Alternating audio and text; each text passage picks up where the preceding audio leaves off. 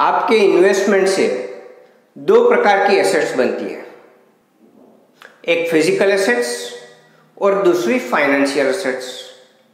Physical assets यानी कि property में किया गया निवेश, और फाइनेंशियल एसेट्स यानी कि फिक्स डिपॉजिट है, पोस्ट है, स्टॉक्स है, म्यूचुअल फंड है, उसमें किया गया निवेश। इन दो निवेश में एक बहुत बड़ा अंतर है। फिजिकल एसेट्स में आपको लिक्विडिटी बहुत ही कम मिलती है, जबकि फाइनेंशियल एसेट्स में काफी लिक्विडिटी होती है। अगर आपके पास 1 करोड़ की प्रॉपर्टी है और आपको 2 या 5 लाख रुपए की इमरजेंसी में जरूरत है, तो आपको वो आसानी से मिलेंगे नहीं। 2 या 5 लाख रुपए आप उस प्रॉपर्टी में से निकाल नहीं पाओगे। और अगर आपको प्रॉपर्टी बेचनी है तो वो भी बहुत मुश्किल है। कभी कभी मार्केट रेट से भी कम दाम में आप प्रॉपर्टी बेचना चाहोगे तो भी आपको खरीदार नहीं मिलेगा। तो लिक्विडिटी बहुत ही कम है। जबकि फाइनेंशियल एसेट्स में अगर 1 करोड़ का निवेश आपका फाइनेंशियल एसेट्स में है और आपको 2 या 5 लाख की जरूरत है, आपको आसानी से मिल जाएंगे, 2 ही दिन में मिल जाएंगे। और अगर आपको पूरा निवेश वापस लेना है तो भी 2 ही दिन में मिल जाता है, जबकि ये फिजिकल एसेट्स में मुमकिन नहीं है। तो आपकी बढ़ती उम्र के साथ आपको सबसे ज्यादा जरूरत लिक्विडिटी की है। इसलिए जैसे जैसे उम्र बढ़ती है, आपका निवेश फिजिकल एसेट्स में कम करना है और फाइनेंशियल एसेट्स में बढ़ाना है। मतलब धीरे धीरे आपका निवेश फिजिकल एसेट्स में से फाइनेंशियल एसेट्स में शिफ्ट होना चाहिए। नमस्कार, मैं Jaidev Parekh Noble Investment Lessons में आपका स्वागत करता हूं। किसी भी विकल्प में इन्वेस्टमेंट करने से पहले उस इन्वेस्टमेंट को हमें 4 मापदंडों में तराशना चाहिए, और वो 4 मापदंड हैं इन्फ्लेशन, महंगाई जो कि आपका रिटर्न कम करता है, टैक्सेस एंड चार्जेस वो भी आपका रिटर्न कम करता है, तीसरा है लिक्विडिटी और चौथा है रिस्क। इन 4 मापदंडों के ऊपर आपका इन्वेस्टमेंट चेक होना चाहिए। हमारे पिछले 2 वीडियो में इस 4 मापदंड में से हमने इन्फ्लेशन और टैक्सेस एंड चार्जेस की बात की, जो कि आपके रिटर्न को कम करते हैं। तो हमने आपको बताया कि आप जब भी निवेश करना चाहते हो तब आपको ये नहीं पूछना है कि कितना रिटर्न मिलेगा, आपको ये पूछना है कि कितना रियल रिटर्न मिलेगा। तो रियल रिटर्न क्या है? Real return is equal to return minus inflation minus taxes and charges. अगर आपका रियल रिटर्न पॉजिटिव है तो आपकी वेल्थ बनेगी, और अगर आपका रियल रिटर्न नेगेटिव है तो आपकी वेल्थ कम होती जाएगी।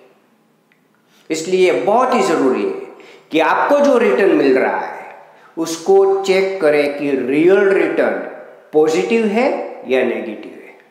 उसके बाद ही उस विकल्प का चुनाव करें। उसके साथ 2 और मापदंड के बारे में आज हमें बात करनी है। उसमें से एक है लिक्विडिटी, जो कि तीसरा मापदंड है। बढ़ती उम्र के साथ हमें सबसे ज्यादा जरूरत पड़ेगी लिक्विडिटी की। तो आइए हम सबसे पहले उन कारणों को जानते हैं क्यों आपके पास लिक्विडिटी होनी चाहिए। बढ़ती उम्र के साथ आपकी लिक्विडिटी ज्यादा होनी चाहिए। ऐसा इन्वेस्टमेंट आपका होना चाहिए जिसमें आसानी से आपको पैसे मिले। उसमें सबसे पहला कारण आपकी हेल्थ है। बढ़ती उम्र के साथ गंभीर बीमारी होने का या अकस्मात होने का खतरा बहुत बढ़ जाता है, और अगर गंभीर बीमारी आ गई तो आपको एक साथ बहुत सारे पैसे की जरूरत पड़ेगी, और उस वक्त अगर आपका पूरा निवेश प्रॉपर्टी में है, बहुत सारी प्रॉपर्टी है, तो वो काम नहीं लगेगी, और आप ही ब्रेड विनर है, कमाने वाले हैं, और आप अस्पताल में हैं, तो आपके परिवार के लिए बहुत ही मुश्किल और तनाव भरा टाइम रहेगा। क्यों? क्योंकि एक तो उसको आपके हेल्थ की चिंता है, दूसरी पैसे की व्यवस्था कहाँ से करेंगे? आपके परिवार का तनाव दुगना हो जाएगा। इसलिए उस वक्त लिक्विड इन्वेस्टमेंट ही आपको काम लगेगा। तो सबसे पहला कारण है हेल्थ। दूसरा कारण है आप रिटायर होगे तो आपको फिक्स इनकम की ज़रूरत है। अगर आपने ऐसा प्लानिंग किया जिसमें फिक्स कैश फ्लो है, हर महीने आपके अकाउंट में कुछ फिक्स रुपये जमा हो जाते हैं, तो आप अपना जीवन पूरी सम्मान पूर्वक जी पाओगे। आपको अपने बेटे और बहू के पास पैसे नहीं मांगने पड़ेंगे। आप अपने शौक, अपनी खुशी के लिए अपनी मर्जी से जिंदगी जी पाओगे। तो उसके लिए भी कैश फ्लो, लिक्विडिटी होनी चाहिए। तीसरा रीजन है, आमतौर पर पुरुषों के मुकाबले स्त्रियों ज्यादा लंबा जीती है। पुरुषों के बाद भी वो 5-10 साल ज्यादा जीती है। तो आपकी गैरहाजिरी में आपकी पत्नी के हाथ में अगर हर महीने कुछ फिक्स रकम आती है तो वो अपनी जिंदगी काफी सम्मान के साथ बेहतर तरीके से जी पाएगी। वो कभी भी अपने बेटे या अपनी बहू के पास पैसे नहीं मांग पाएगी। तो उसके लिए भी ये जरूरी है कि आपका निवेश ऐसा होना चाहिए जिसमें से फिक्स इनकम आपको मिलती रहे, जिसमें लिक्विडिटी काफी हो। और चौथा एक कारण और भी है जो हम भूल जाते हैं। अक्सर ऐसा होता है कि जैसे जैसे हमारा सेविंग्स बढ़ता है, हमारा निवेश प्रॉपर्टी में चला जाता है। एक प्रॉपर्टी खरीदी, दूसरी खरीदी, तीसरी खरीदी, हम ज्यादा से ज्यादा प्रॉपर्टी खरीदते हैं। अब हम अपने बच्चों को हायर एजुकेशन के लिए या तो बड़े सिटी में भेजेंगे या फॉरेन में भेजेंगे। फिर वो बच्चा वहीं पे अपनी करियर बनाएगा और वहीं पे शायद बस जाएगा। अब यहाँ जो आपने सब प्रॉपर्टी खरीदी, आपकी उम्र भी बढ़ जाती है और उसको मैनेज करना बहुत ही मुश्किल हो जाता है। आप बेचना चाहोगे तो आसानी से बिकेगी नहीं, उसको मेंटेन करना, उसके टैक्सेस भरना बहुत मुश्किल होगा। और आप अपने बेटे को बुलाओगे तो उसके पास टाइम नहीं होगा आपके पास आने का। उस प्रॉपर्टी को बेचने के लिए आने का भी आपके पास टाइम नहीं होगा। और बहुत सारे केसेस में हम यही देखते हैं कि प्रॉपर्टी बहुत सारी पड़ी है लेकिन कोई संभालने वाला नहीं है, और वो प्रॉपर्टी उन बुजुर्गों के लिए एक हेडेक बन गई है। तो लिक्विडिटी ये सबसे जरूरी है आपकी बढ़ती उम्र के साथ, उसको हमेशा याद रखें। तो 50 के बाद नई प्रॉपर्टी में इन्वेस्ट करना बंद कर दें। अब चौथा मापदंड वो है रिस्क। और सबसे बड़ा रिस्क इन्वेस्टमेंट में कौन सा है आप जानते हैं? वो है फियर एंड ग्रीड, भय, डर और लालच। आप जो भी निर्णय करते हैं इन्वेस्टमेंट के, उसके पीछे सबसे बड़ा इन्फ्लुएंस होता है या तो भय का होता है या तो लालच का होता है।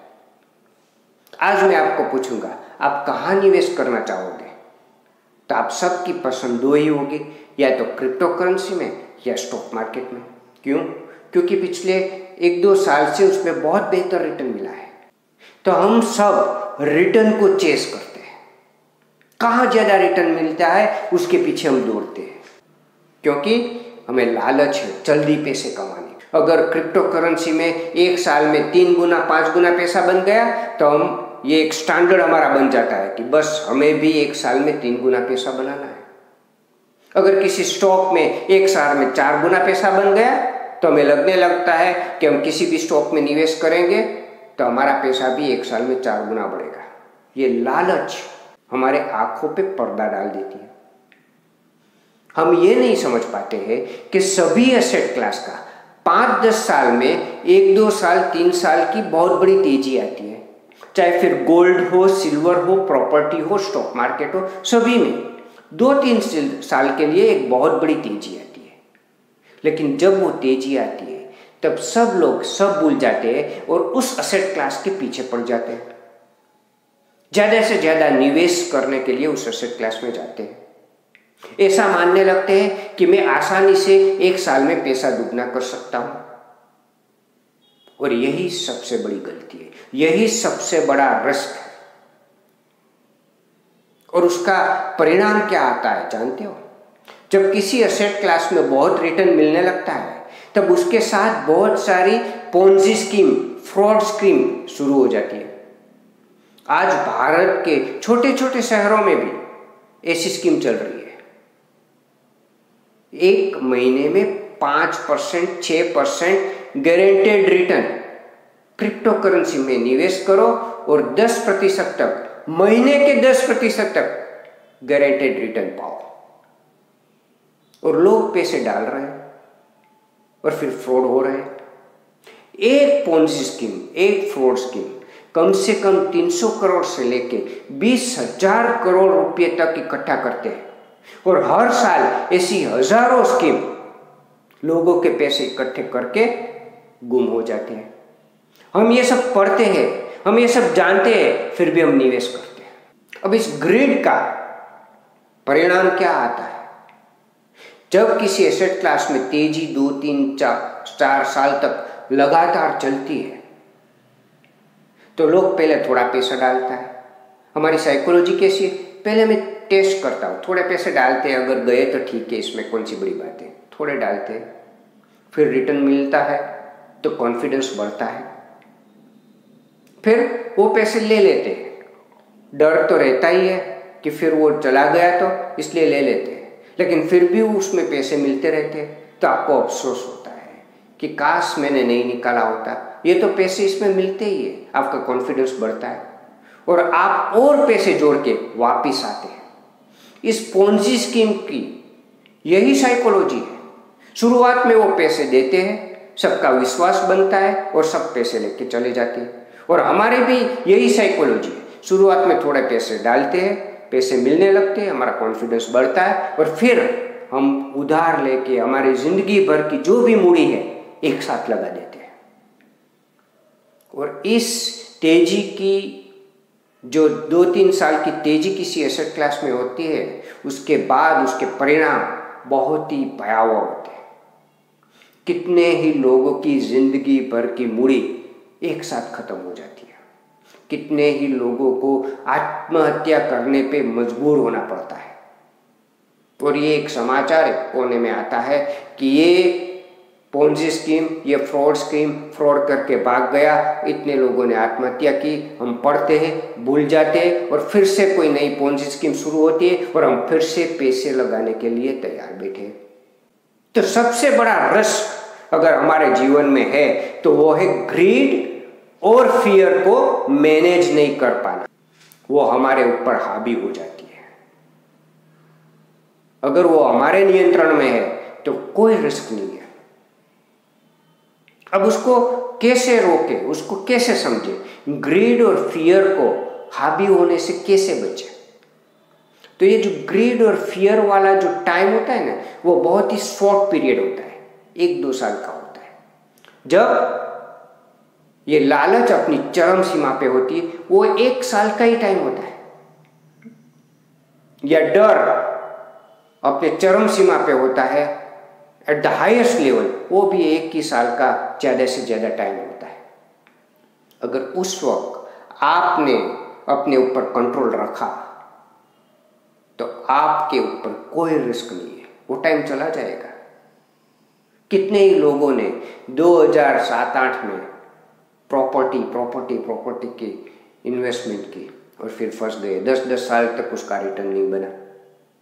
10, 11, 12 में गोल्ड और सिल्वर खरीदे और फिर 7-8 साल तक उसमें रिटर्न नहीं मिला।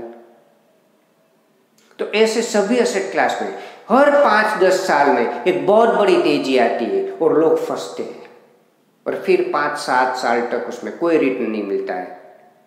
तो ये ग्रीड और फियर को मैनेज कैसे करें, उसको अपने नियंत्रण में कैसे रखें? क्योंकि अगर वो आप सीख जाओगे तो आपके इन्वेस्टमेंट पे कोई रिस्क नहीं है। आपकी लालच और आपका डर, आपका भय, यही एक वजह है जो आपको नुकसान करवाता है। तो सबसे पहले ये समझने की कोशिश करें कि उसके नियंत्रण में कैसे करें। ग्रीड और फियर हमेशा शॉर्ट टर्म के लिए क्रिएट होता है, उसका ड्यूरेशन शॉर्ट होता है। जब एक्सट्रीम लालच हो जाती है, एक्सट्रीम डर भय हो जाता है, कुछ महीने कुछ साल के लिए ये स्थिति पैदा होती है और फिर सब शांत हो जाता है। जिसका विजन कम महीनों का है, कम साल का है, वो इस ग्रीड और फियर में फंसते हैं, उसके ऊपर ग्रीड एंड फियर हावी हो जाता है।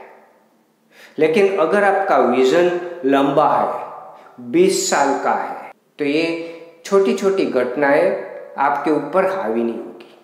तो आपको समझ में आने लगेगा कि हर 5, 7, 10 साल में सभी एसेट क्लास में एक 2-3 साल की बहुत बड़ी तेजी आती है, फिर शांत हो जाती है, फिर दूसरी एसेट क्लास की तेजी आती है, फिर शांत हो जाती है। तो ये घटना बनती रहती है, वो आपको समझ में आने लगेगा। इसके लिए आपका होराइजन इन्वेस्टमेंट का 15-20 साल का होना चाहिए। और इसलिए मैं आपको एक सवाल पूछता हूँ, आपको जल्दी पैसे चाहिए या ज्यादा पैसे चाहिए? आप कहेंगे शायद कि मुझे दोनों चाहिए, जल्दी भी चाहिए और ज्यादा भी चाहिए। तो एक जगह ऐसी भी है जहां दोनों हो सकता है, और वो है कैसीनो। यहाँ जल्दी भी पैसा बन सकता है और ज्यादा भी बन सकता है, लेकिन याद रखना वो 100 में से 1 व्यक्ति के लिए हो सकता है। 99 लोग वहां पैसे छोड़ के आते हैं, एक ही व्यक्ति को मिलता है जल्दी और ज्यादा। और आपको भी जल्दी और ज्यादा दोनों चाहिए, तो 99% पॉसिबिलिटी ये है कि आप अपने पैसे छोड़कर जाओगे, नुकसान ही करोगे। इसलिए अब आपको ये पक्का है, तय करना है कि जल्दी पैसे बनाने हैं या ज्यादा पैसे बनाने हैं। उसको एक क्रिकेट के माध्यम से हम समझने की कोशिश करते हैं। आपकी एक टीम है, दूसरी एक टीम है, आप उसके साथ क्रिकेट खेल रहे हैं। अब आपकी बैटिंग पहले आती है, अब आपको तय करना है जल्दी रन बनाना है या ज्यादा रन बनाना है। तो आप समझते हैं कि जल्दी रन बनाना है, तेजी से रन बनाना है। 10 रन प्रति ओवर के हिसाब से 200 रन बना लिए, अच्छा स्कोर बन गया। लेकिन दूसरी टीम जब बैटिंग में आती है तो उसके पास 50 ओवर है। अब आपका जो ज्यादा बनाया हुआ है आपको कम लगने लगेगा, क्योंकि वो 50 ओवर में आसानी से 4 रन प्रति ओवर से खेलकर 200 रन बना लेंगे। तो जल्दी का आप सोचोगे तो ज्यादा नहीं बनेगा।